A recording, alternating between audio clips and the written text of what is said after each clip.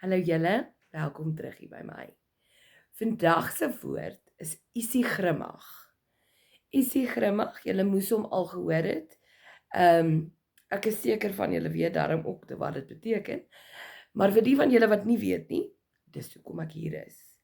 Isiegrimmig is nors, nikkerig, net mislik.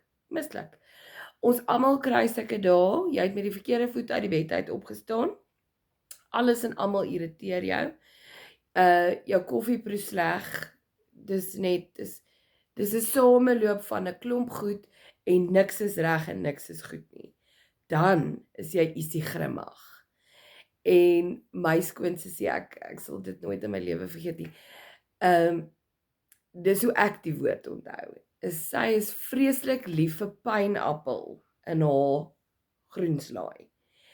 En as sy nie 'n pynappel kan kry om in haar slaai te sit nie, dan is sy sommer isiegrimmig. En sy sal dit vir jou sê. As ek nie 'n pynappel kan kry nie, dan is ek isiegrimmig. Okay, ek hoop regtig niemand is vandag isiegrimmig of dat mense veroorsaak dat jy isiegrimmig voel nie.